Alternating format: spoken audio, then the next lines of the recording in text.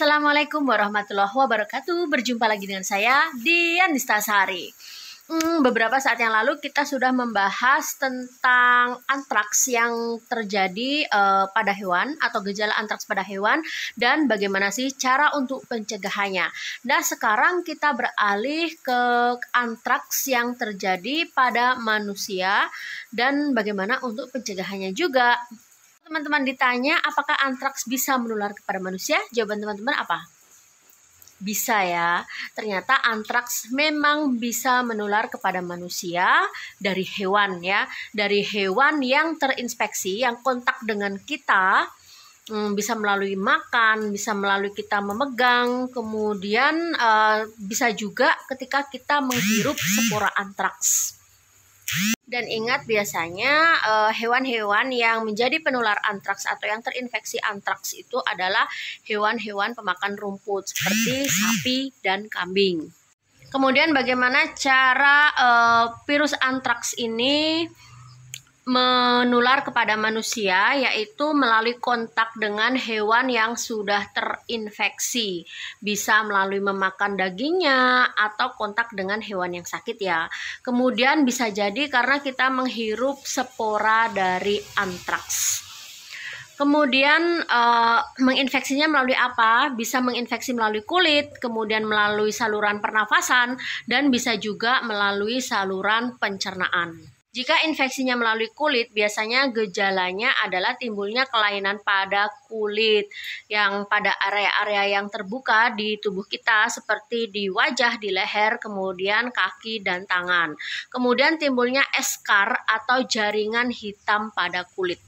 Jika menginfeksi melalui saluran pencernaan, itu biasanya timbul demam, sulit menelan, kemudian mual dan muntah. Kemudian adanya pembengkakan pada leher dan dada, kemudian sakit perut yang hebat dan bengkak. Dan bisa jadi jika cukup parah bisa mengakibatkan muntah dan BAB darah. Sedangkan jika infeksinya melalui saluran pernafasan, biasanya ada demam, kemudian batuk kering, susah bernafas, sesak nafas, kemudian bisa juga denyut jantung menjadi lebih cepat. Kalau tidak ditangani dengan segera, ini bisa mengakibatkan kematian. Nah, kalau kita lihat gejala-gejalanya lumayan banget ya. Karena itu kita harus menghindari hal-hal yang bisa mengakibatkan kita tertular penyakit antraks dari hewan. Bagaimana caranya? Yang pertama, tidak menyembelih, mengolah, memakan daging dari hewan yang sakit atau mati ya. Ya, masa hewan mati mau disembelih ya? Walaupun sakit juga, kalau mengarahnya ke sana lebih baik tidak disembelih.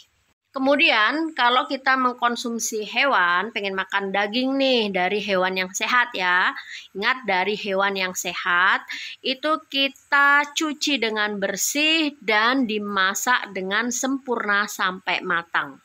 Dan jika sakit atau mempunyai riwayat kontak dengan hewan yang sakit, maka segera datang ke petugas kesehatan dan menceritakan riwayatnya ya. Kadang-kadang orang kan suka menutup-nutupi. Kalau misalnya datang ke fasilitas kesehatan ditanya ada riwayat apa sebelumnya, ada kontak dengan hewan sakit atau enggak, ceritakan saja semuanya.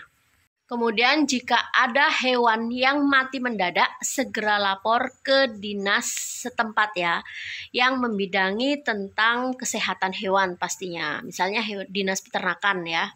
Dan yang terakhir, menjaga kebersihan pribadi dan kesehatan lingkungan di sekitar kita, termasuk hewan peliharaan kita. Demikian, semoga kita terhindar dari penyakit antraks ini dan tetap sehat walafiat sampai akhir hayat. Terima kasih. Wassalamualaikum warahmatullahi wabarakatuh. Salam sehat. Bye-bye.